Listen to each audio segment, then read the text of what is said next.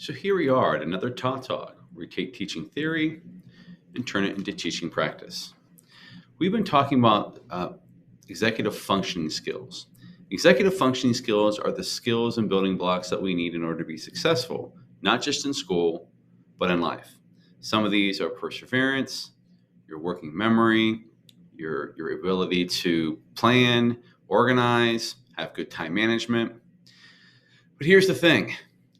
All the planning, all the organization, and all the time management doesn't really matter unless you're willing to be flexible.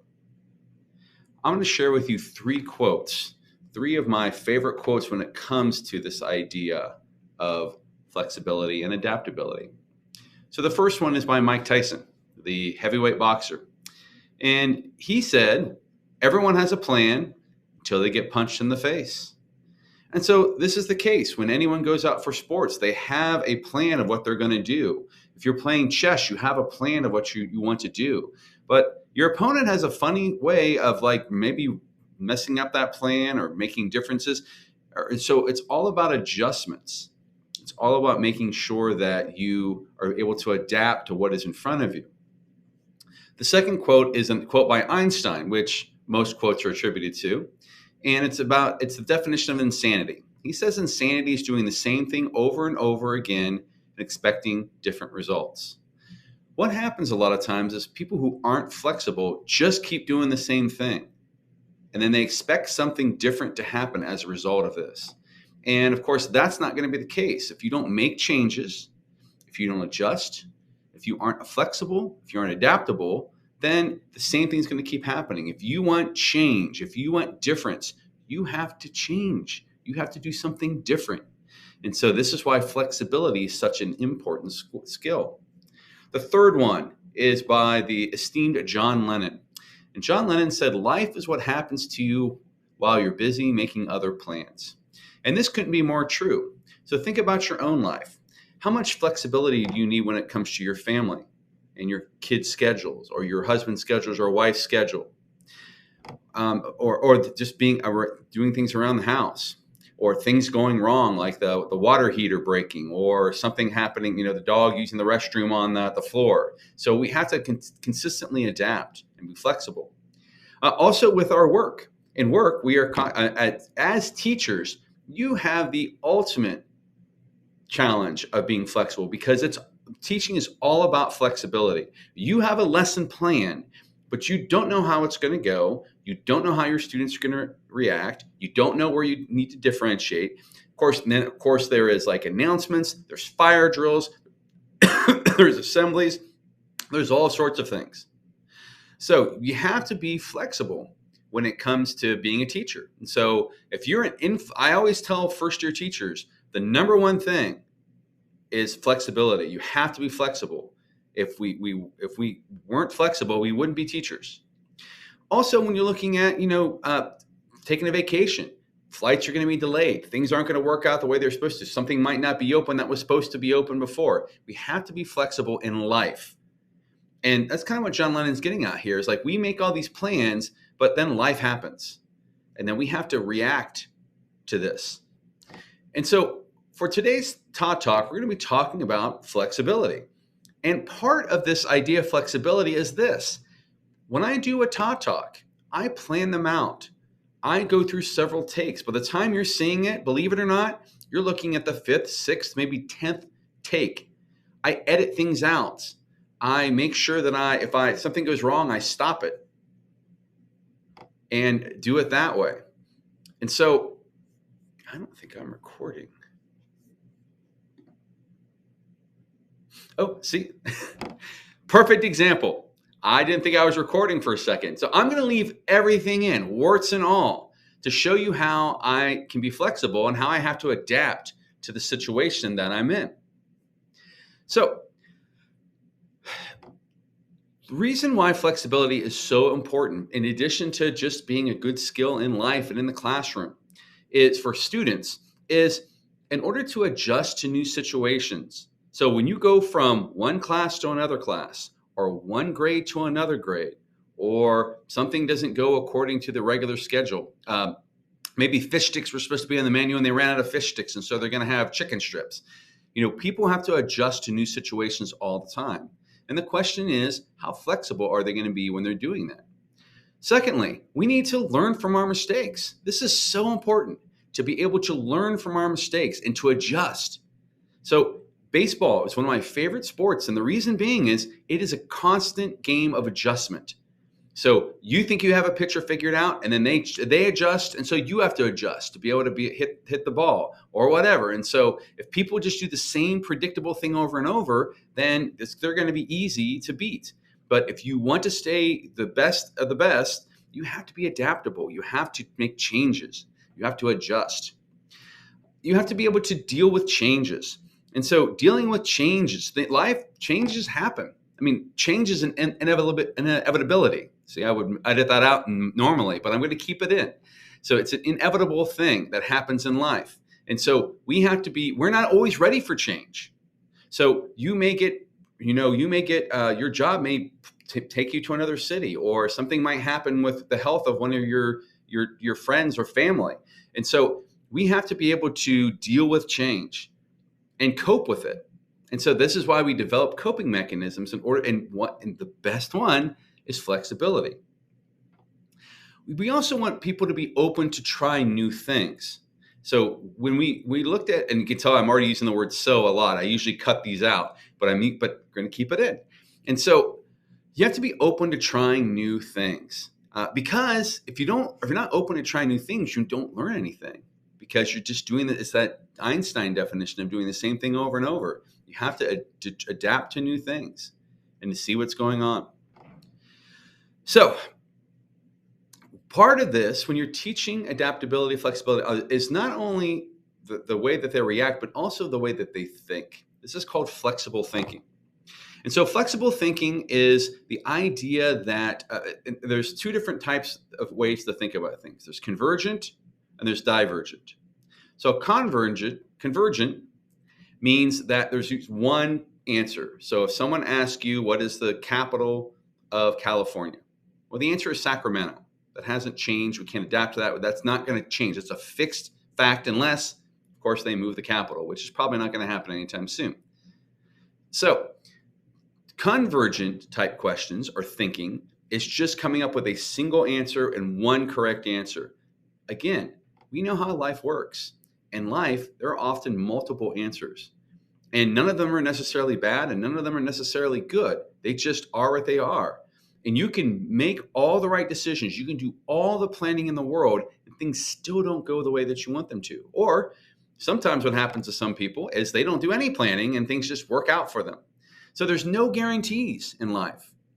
As a result, we have to be able to be flexible with our thinking. So the type of thinking that we want our students to do is more divergent thinking. Divergent thinking is multiple possibilities. It's also creative thinking. And so divergent thinking is there's more than one way to do something.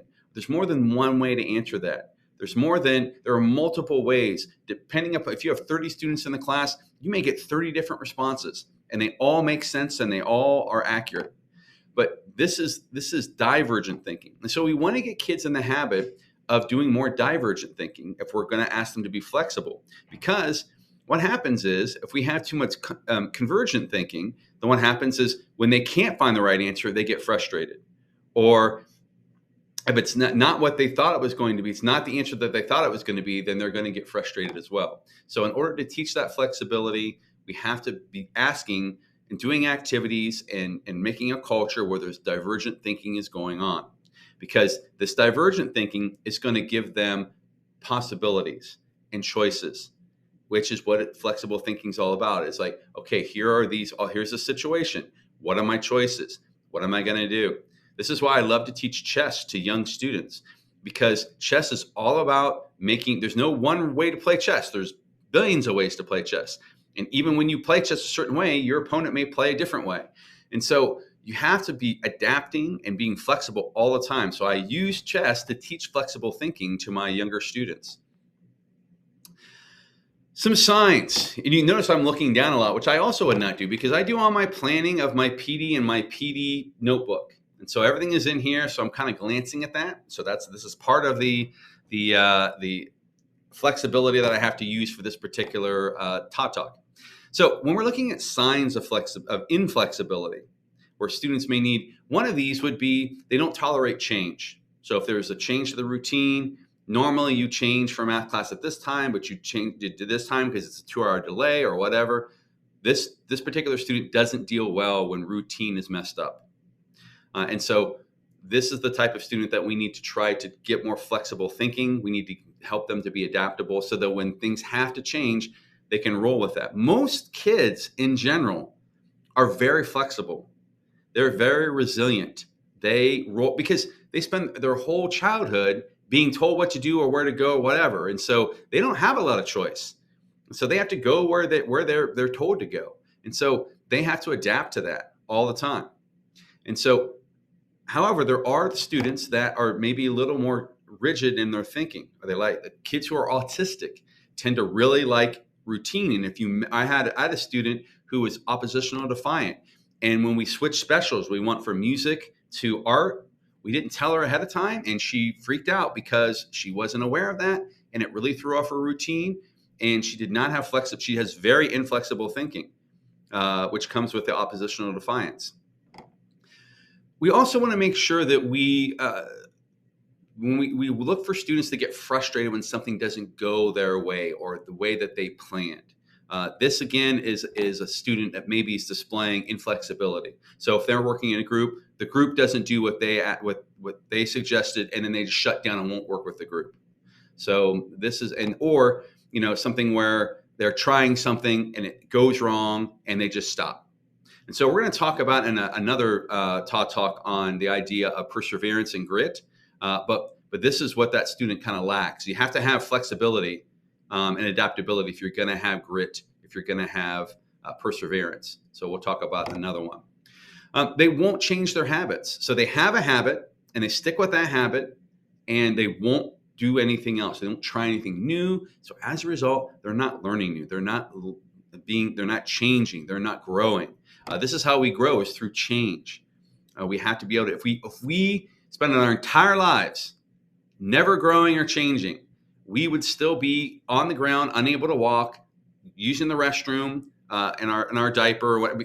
As we progress through childhood and adulthood and all that, we have to adapt and change all the time because we're learning new things. We're willing to learn new things. We're willing to try new things. But again, this is something that should come pretty natural to people, but some people get a little inflexible with that. The last sign is perfectionism. So perfectionism, which you'll see especially amongst some gifted students, but other students as well, is that they don't want to mess up. There has to be just right, to the point where if something is, they'll get something done, but if it's not to their liking, they won't turn it in, or they'll throw it away, or they'll get rid of it. And so again, we have to understand. We always tell students to do their best, or boy, that's perfect. We need to get rid of that vocabulary and that types of speaking, because there's no such thing as your best. There's no such thing as perfect. And so we turn in what we can. We work hard on what we do, and then we try to get that in, and we try to do not the best that we can necessarily, but we try to do the best that we can do at that time. And so we have to look at things. So when you look at things like revisions of papers, we don't turn in a first draft. We adapt to that. We make changes. We are flexible with that. When you're working on, a project, things are not going to go the way that you plan them to. And so we have to be adaptable to that.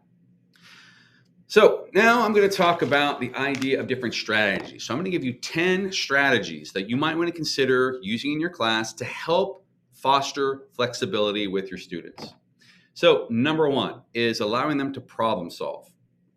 Problem solving, keep in mind, there's a big difference between solving problems and problem solving. Problem solving usually is that there is a very difficult question, what I call a big, hairy question, and students have to come up with possible answers. But there's, again, no one definitive answer. Solving a problem is, hey, the door is locked. And you're like, okay, I'm going to get the key and unlock it. Okay, that's a problem and it's a solution. But it's not problem solving. Problem solving would be the door is locked. We don't have a key. What are we going to do? And then there's all sorts of possibilities that you could think about doing, some legal, some illegal. So we want to make sure that we consider all of these, or who does have a key or whatever. We have to adapt to that. because we don't always have the simplest solution is not always the one that we're going to be able to use. So we have to be able to think of multiple possibilities. And so what we want to do, we want to use the engineering design process, which I love to use because it asks people to ask questions, to imagine possibilities, to plan all these things, and then to create. And then this is the important step in the engineering design process, to improve. How do we make changes? How do we make it better? So think about any piece of technology or invention and how many changes it's been through. The telephone has been through so many changes since its iteration. So because technology, people keep striving to make it better, and as a result, it's gotten better. So this phone has the computing power that all of NASA's computers when they launched the Apollo mission to the moon. And so, but the reason why we're able to do this is because we adapt. And here's another, when it comes to natural tendency to do flexible, is like technology is accelerating at a breakneck pace. And so we have to be really flexible and adaptable to this. So you would think younger generations wouldn't have a problem with this because they do adapt to technology really well. And there are some things that they certainly adapt to, but sometimes there's issues with flexibility. So we want to make sure we're teaching these in the class. So doing STEM challenges, such as you see here. So in this STEM challenge, I love to do this one. It is you're building a tower with paper. And the reason why I love to do it is because something almost always goes wrong. Either the group isn't working together well, or the things fall, or you run out of time, whatever. There's so much unpredictability with what might happen that they have to make adjustments and be flexible. And so I love to teach STEM challenges such as you see here in order for them to be able to learn how to be flexible. A second thing, and this is a big one, and this is a really good one to get them to be flexible, is make sure that students are collaborating with each other, but not just group work, collaborating.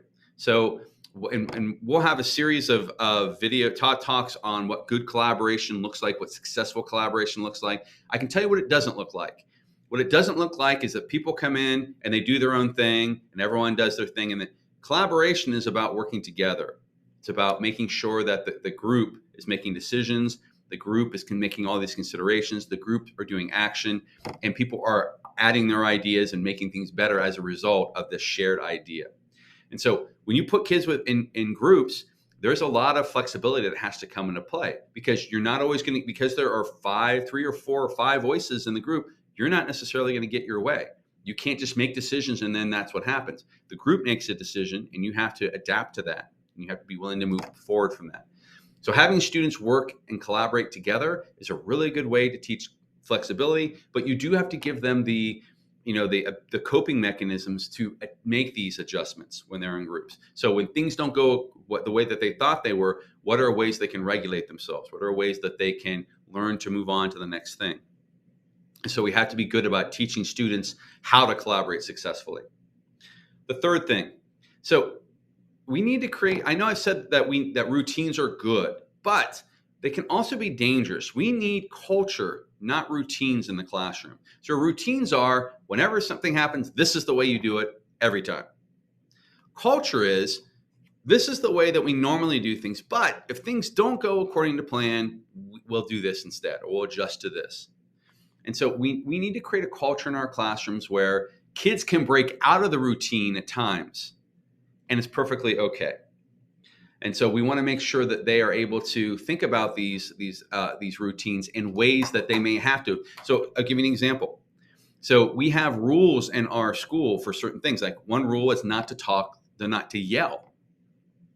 But if someone gets injured on the playground, you want to yell so that someone comes over quickly to help. So we break those rules. We have to be adaptable. If we're following the rules all the time, then it's not going to, it could be, a dangerous situation. The fourth thing, teach kids to be self-advocates. So if they want to try something different, or they want to be, they should be able to come to you and express that. If they're in their groups and they want to, hey, can we try this? We can try this. Maybe it won't work, whatever, but we'll give it a try. They need to be able to self-advocate for themselves. The student that sits back and lets the group make decisions for them, or the teacher makes decisions for them, or whoever to make decisions for them, is someone who's not really learning flexibility. It seems like they're being really flexible because they're going along with whatever the group says, but what they're being is compliant. So we want flexibility where they're able to adapt to these things rather than just take what they're given. The next one is that rules are meant to be broken. And I kind of talked about this a little bit before, but think about in general in like language arts, there are tons of rules. I before E except after C, except for these 50 million exceptions. Or, when we're looking at, the idea of, you capitalize proper names, and there's always exceptions to the rule. Even in science, there are certain scientific rules for that really but there are exceptions to some things in science. There are exceptions to some things in math. So all of these things have rules, and yet there may be exceptions. And so we want students to learn that there may be exceptions, that the rules don't always apply. And so that's something you can use in your content to help students to understand this type of flexible thinking. Like, look, this is a rule, but it may come up that this or whatever. This is not an ironclad rule that has to happen.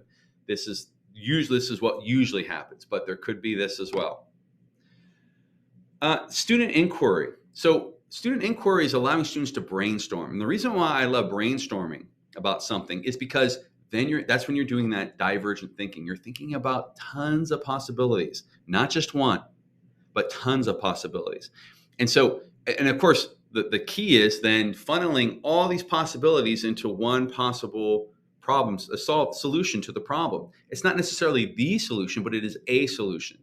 And so I like to use graphic organizers with students to kind of funnel their thinking. But I want to give them the opportunity to brainstorm. So how often do you ask kids questions and give them what's called wait time to think about it? Or do you ask a question and then call on the first kid that raises their hand?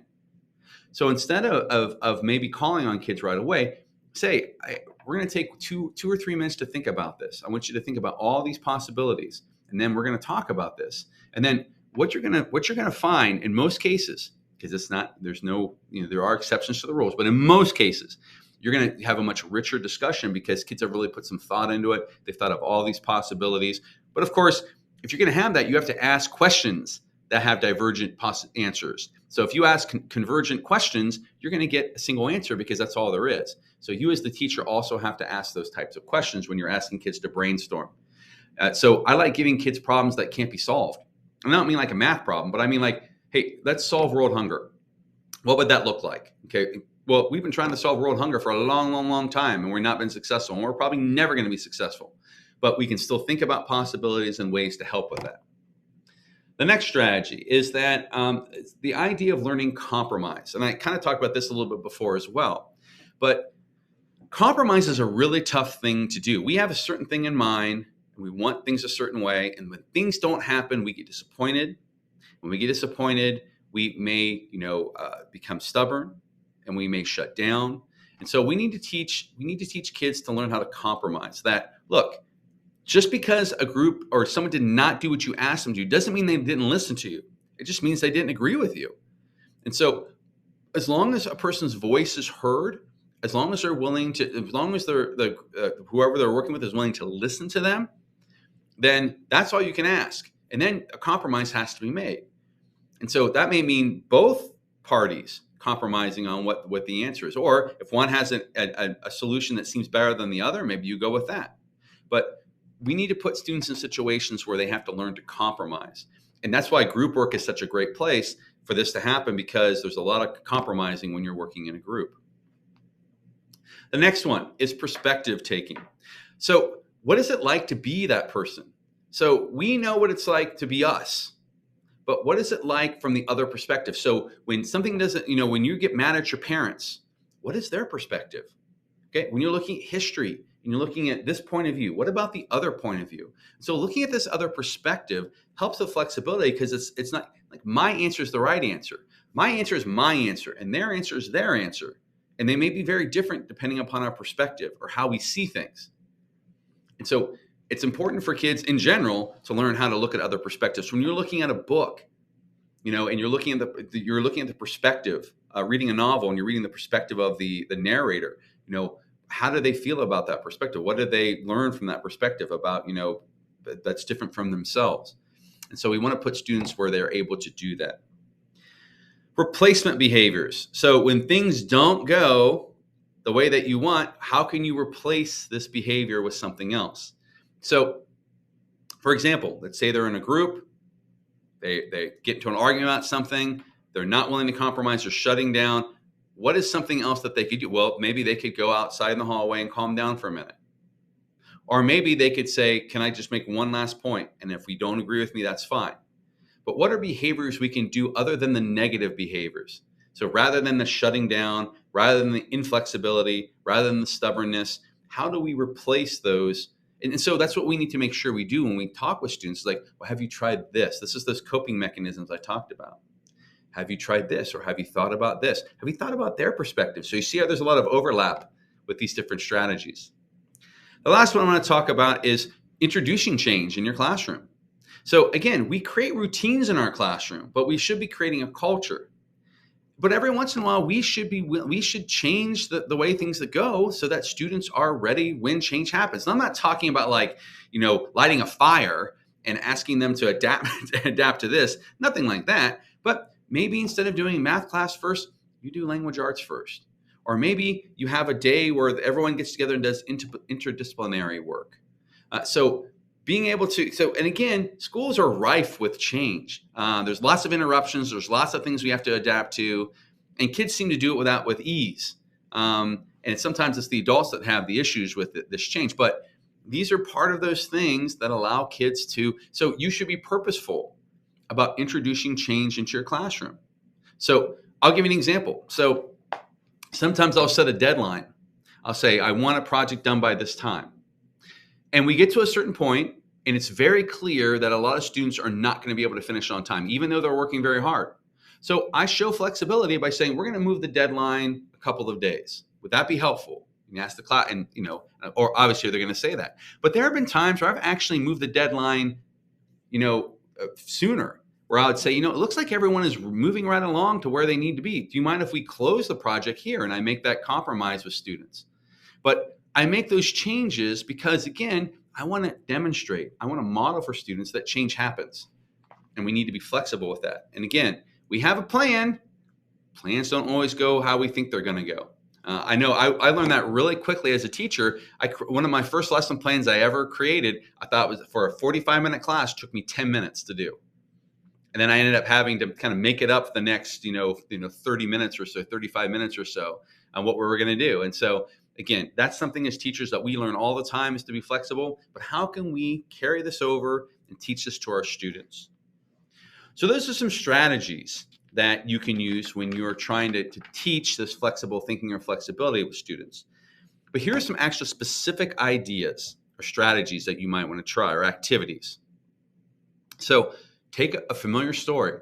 Like, let's take the big bad wolf and let's change the story. So let's say instead of coming to a house of bricks, he comes to a house of styrofoam.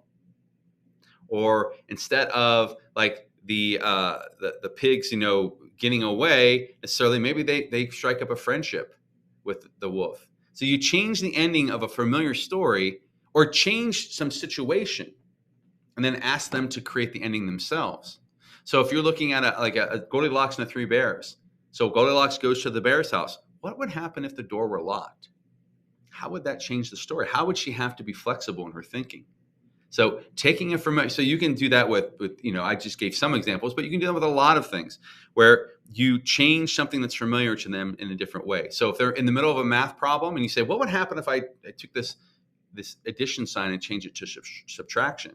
How would that change the way that you do the problem? And so they would have to adjust to that. And again, you don't want to do it to the point where you're messing with kids, but you just want to get them familiar with the idea that change is going to happen. Second thing, and I talked about these before, STEM challenges. STEM challenges are, and I have a list of STEM challenges on my website under resources, but STEM challenges are a great way because because the way the STEM challenges are is that they'll say, this is how you get points, or this is how you succeed. And so sometimes you just have to make changes. So you have this, I have this happen all the time with my students in Destination Imagination when they're doing what's called instant challenges, which are STEM-like challenges. They get something in their head and then they don't adapt. And so sometimes you have to adapt. And so what you see here is these kids, had this idea they'd get this ball across and they had all these wonderful plans. And then what they said is, we're just going to stick the ball in the thing and throw it. And it's a real uncreative solution, but it solves the problem. And we're adapting to that because we were running out of time. And so that's why I like competitions like Destination Imagination, because kids, even though they have this plan, they have to end up changing and adapting as they go along. You want to take everyday objects and repurpose them. So for example, if I were to take this right here, which is something that was just near me, so I'm being flexible. I'm going to make this up as I go along. This, when you ask kids what this is a small American flag. But what if I said, what else could it be used for? What else could you repurpose this for? So some kids may say it could be back scratchers. Some kids may say, well, it'd be a way if you have something that's kind of stuck, you can use it in order to get it. You'd say if you're hot, you can wave it so that you can cool yourself off. But getting kids to think about, again, this flexible thinking, this divergent thinking, that there's more than one way for something to happen. Because schools do a really good job of teaching kids how to find the answer. And as a result, kids are constantly searching for the answer rather than the possibility of answers and the creative thinking that we want students to do. A fourth activity that you might do with them is interpreting art or clouds. So let's say I put these clouds up here and I ask kids, okay, what do you see? Well, one kid may see a duck. One kid may see a train. Another kid may see a snowman. That convergent thinker is like, I see clouds. So that's why this is a good thing, even with older kids. I know it seems like a young kid, but you could take art like you see here. How would you interpret this Salvador Dali piece of art with these melting clocks? There's lots of different ways. And you look at the title of it, there's lots of different ways. Using poetry. Poetry is not necessarily, there's not one correct answer. There's interpretation of that. So you can do that with older students using art and poetry, but just finding ways to interpret different things and to train that divergent thinking. Lastly is, I do this all the time with my students, is I'll introduce like what I call life cards or wrinkles. So when we were doing a project where students were researching a career and they're having to budget what they were going to do, how they were going to spend on their apartment, how much they were going to spend on this, whatever. Well, again, life is what happens when you're busy making other plans. So what might happen is your car breaks down. How do you adjust to your budget on that? Or it may be that you have to pay for an exterminator because all of a sudden you have ants in your house. And this is what happens in real life. We have to be flexible with this. If we don't have a kind of a cushion for this flexibility, then we're going to end up in a lot of trouble when something goes wrong. And so we want to teach that skill. And so in class, I do that all the time where I'll say, what if we tried this instead? What if this? What if we did this differently? And so I want students to be thinking about how things might change if something changed in what it is that we were doing. And how would they adapt to that? How would they be flexible with that particular thing? So I'm going to end with 5 tips that you as a teacher might want to consider when making a flexible classroom, or a classroom where flexible thinking is encouraged and you're purposefully teaching flexibility. So number 1, you need to balance. Like going back to the Goldilocks theme, I'm a big believer in the Goldilocks principle, which is that there is no extreme on this side or on this side, there's just right. And this balancing act can be really tricky and very difficult in life. And so having that balance in your own classroom, allowing for flexible thinking, but having a structure. You can't just have chaos. So project-based learning is a perfect example of what I do in my classroom. There is a structure that kids are to follow. But at the same time, there is room for them to make choices. There is room for them to do things differently. There's room for them to adapt and be flexible. So when kids are writing an essay, they have the basic structure of a 5-paragraph essay with a thesis, but they can take it anywhere they want to, just making sure that they attach their ideas to the structure. So structure is important, but rigidity is not. So we don't want to have routines where there's so much routines that if a kid messes up the routine, they're going to be disciplined. So I'm always amazed at some of our elementary and middle schools where kids are taught to line up in lines, be quiet in the hallways, stand against the wall, be single file, go wherever they're going. And then they get into junior high and the bell rings and it's like cattle and they're out in this chaos. surely there is a way to have structure and have some flexibility as well. Surely there's a middle ground there. There's that Goldilocks spot. And so we as schools, I don't think, do a very good job of doing that sometimes. Second thing, we need to model flexibility as a teacher. So if things don't go according to plan, own up to it. Say, I had this plan. I thought it was going to go this way. It didn't quite go this way. So we're making changes. But model the fact that you're willing to be flexible. Again, as a teacher, you have to be flexible. But how often do students know that you're being flexible, that you're compromising, that you're adapting to what is going on? So you have a plan, and all of a sudden it turns out that the photographer's coming in to take pictures, and all of a sudden you have 20 minutes instead of 45 minutes. How are you adjusting to that? How are you changing that? Rather than you're not going to sit there and complain about it to students. You're going to say, okay, this is how we're adjusting to this. And so you're modeling this flexibility. The third thing is the classroom should be flexible. And what I mean, I know I've talked about, when I'm talking about physically, it needs to be flexible. If you have all your kids at desk all lined up in rows facing towards the front, that is a very structured but inflexible class. And so do you have flexible seating where kids can choose where they're going to sit? Or do you have different types of seating where do you have, like a library where kids can go choose different things, or kids can do activities, when they finish their work? So how much flexibility do you set up in your classroom to kind of create this culture, not just in what you do, but what it looks like when I can walk into a classroom and tell right away whether someone is flexible or not. I'll give you an example. The very first year I taught, there was a teacher who I shared a classroom with. And I was the kind of guy, I like to put kids in groups. I like them to move their desk in circles and work together. And then when it was in his class for one period because I had to move around to different classrooms. And he started to get angry and irked with me because the chairs weren't exactly where they were supposed to be. So he actually put tape on the floor in an L shape to show where I walked in one day and he goes, see this tape on the floor? This is where the chairs need to go. And I was thinking, how did this guy last 35 years in education with this type of thinking? And so I learned a lot of really valuable lessons as a first year teacher. That was one I learned, is that you have to be flexible, and you have to be able to be flexible with other people as well.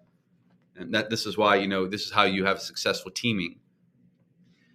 The fourth thing, you need to give kids choice, and more choice. So choice on products, choice on partners, choice on even sometimes the content that they're going to be learning. So student choice is so important.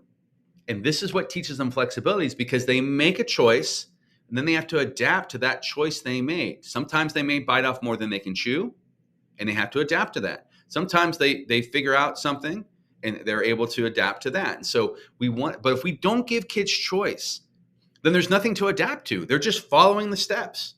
So we need to give them choice and let them do things their way sometimes, even though we might know it's not the correct way to do it or the right way to do it, because there may not be a correct way to do it, maybe the most efficient way to do it, but we want to give them the chance to have a choice. The last one is reflection. And I have several examples of this also on my website under resources. But reflection, when kids have done something, do they reflect? So when kids are working in groups, I often will meet with them once a week, and I'll sit down and say, what's working? What's not? How can we make changes? How can we make this better? When students finish an activity or a lesson or a project, we always reflect. And I use the protocols that you see here listed here on the website. And so I'll use these reflections to try to get kids thinking about their flexible thinking about, okay, what might I have done different? How could things have been different? If I had done this, made this choice instead of this choice, how would things have been different? If in the group I had done this instead of this, would we have created a better product? But you have to be purposeful about reflection. You can't just expect kids. We're very reflective as teachers by nature, but having a prescribed protocol that kids can use in order to reflect is going to be very helpful to help them with that reflection, because sometimes kids finish what they're doing and then they're done and it just goes off. They don't even think about it. But we want kids to think about how things went. We want kids to think about how they were being adaptable. So I hope you enjoyed my ugly take of this particular Todd Talk, but I wanted to again show you how I could be flexible myself and adaptable. And I know this one's not perfect, and I have to be just okay with that.